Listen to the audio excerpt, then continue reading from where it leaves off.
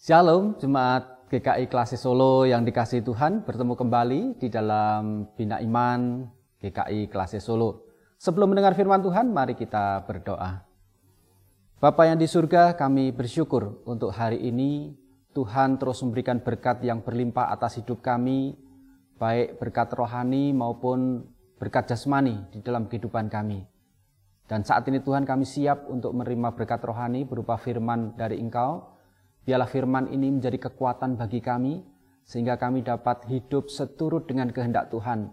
Firman ini meresap dalam jiwa rohani kami, dan menjadi kekuatan bagi tubuh rohani kami untuk terus mengarungi kehidupan sesuai dengan yang Tuhan kehendaki. Terima kasih ya Tuhan, di dalam Tuhan Yesus kami berdoa. Amin. Saudara yang dikasihi Tuhan, apakah saudara percaya kepada Tuhan Yesus? Nah, pertanyaannya, kalau saudara percaya kepada Tuhan Yesus, bagaimana saudara menempatkan Tuhan Yesus di dalam kehidupan saudara? Apakah Tuhan Yesus hanya sekedar tempat untuk konsultasi, tempat pelarian pada saat kita menghadapi persoalan, atau justru Yesus kita tempatkan di tempat yang tinggi, sehingga seluruh hidup kita benar-benar mengandalkan Tuhan dan hidup seturut dengan firman Tuhan. Nah, bacaan kita pada hari ini dari Ibrani 3 ayat 1-6 mengajarkan kepada kita bagaimana kita harus memandang Yesus. Ibrani 3 ayat 1-6 saya bacakan untuk kita semua demikian. Sebab itu, hai saudara-saudara yang kudus, yang mendapat bagian dalam panggilan surgawi, pandanglah kepada rasul dan imam besar yang kita akui, yaitu Yesus, yang setia kepada Dia yang telah menetapkannya, sebagaimana Musa pun setia dalam segenap rumahnya. Sebab ia dipandang layak mendapat kemuliaan lebih besar daripada Musa, sama seperti ahli bangunan lebih dihormati daripada rumah yang dibangunnya. Sebab setiap rumah dibangun oleh seorang ahli bangunan, tetapi ahli bangunan segala sesuatu ialah Allah. Dan Musa memang setia dalam segenap rumah Allah sebagai pelayan untuk memberi kesaksian tentang apa yang akan diberitakan kemudian. Tetapi Kristus setia sebagai anak yang mengepalai rumahnya. Dan rumahnya ialah kita, jika kita sampai pada akhirnya teguh berpegang pada kepercayaan dan pengharapan yang kita megahkan. Demikian bacaan firman Tuhan pada hari ini. Saudara, dari surat Ibrani ini kita menjadi tahu bahwa orang-orang Ibrani, orang-orang Yahudi, karena surat Ibrani ini sebenarnya ditujukan kepada orang-orang Kristen yang adalah orang Yahudi. Jadi orang Yahudi Kristen atau orang Kristen yang merupakan orang Yahudi, dan mereka sudah percaya kepada Tuhan Yesus, tetapi mereka masih berhadapan dengan persoalan-persoalan tradisi. Mereka masih berhadapan dengan agama-agama Yahudi yang kadang tidak bisa dilepaskan. Sehingga walaupun mereka percaya kepada Tuhan Yesus, tetapi mereka kadang menempatkan Musa lebih tinggi daripada Tuhan Yesus. Oleh karena itu para rasul mengirim surat kepada orang-orang Yahudi ini, orang Kristen yang Yahudi ini melalui surat Ibrani ini, agar mereka meluruskan pandangannya terhadap Yesus Kristus. Sehingga kalau kita melihat dari surat ini, begitu tegas dikatakan bahwa kita itu harus tunduk memandang kepada rasul dan imam besar yang kita akui, yaitu Yesus Kristus. Dan Yesus inilah yang harusnya tempatnya lebih besar daripada Musa. Kalau Musa sudah membawa orang-orang Israel keluar dari tanah perbudakan di Mesir, maka Yesus lebih dari itu.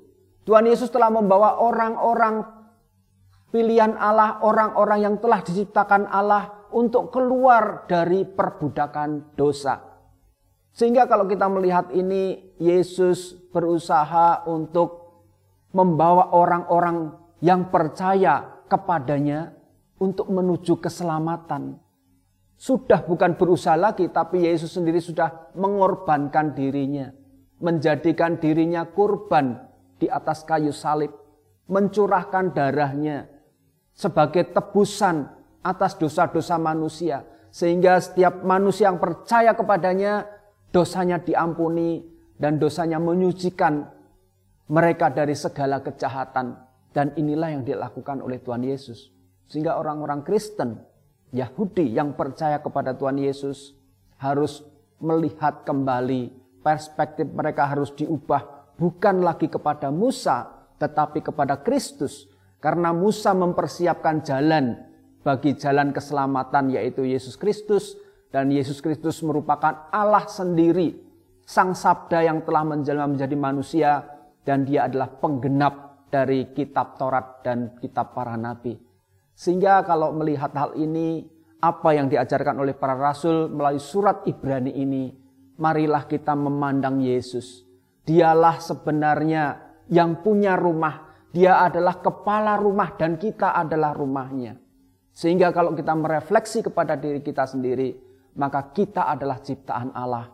Dan Yesus yang harus bertahta di dalam kehidupan kita. Di dalam kehidupan kita sebagai rumah Tuhan. Tubuh kita adalah bait suci. Dan di mana Yesus harus ditempatkan yang tertinggi. Dan ini berarti hidup kita harus berpadanan dengan firman Allah. Kita harus memandang Yesus, dia adalah Raja, Imam kita, dan kita harus mengikut dia. Seterusnya dalam kehidupan ini, maka apa yang dilakukan, yang difirmankan oleh Tuhan Yesus, itu yang harusnya kita lakukan.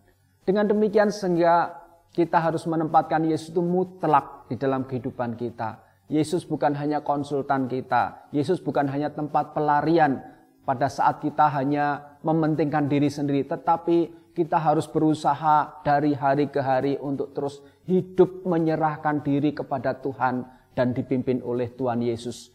Dan Roh Kudus yang telah diutusnya, itu yang ada dalam hati kita yang akan memimpin. Biarlah kita menempatkan Kristus pada tempatnya dengan selalu mengagungkan dia dan membuat dia sukacita karena melihat kita orang yang percaya, tunduk dan taat pada firman-Nya. Kiranya Tuhan menolong dan memberkati kita semua. Amin. Mari kita berdoa. Kami bersyukur kepadamu Tuhan untuk firman-Mu pada hari ini. Biarlah ini menguatkan bagi kami orang percaya untuk terus berserah kepada Tuhan, tunduk dan taat kepadamu. Karena Yesus sendirilah yang sebenarnya Raja kami, Juru Selamat kami.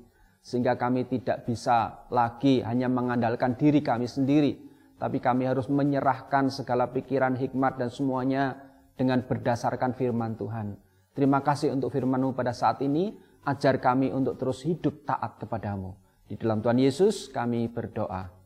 Amin.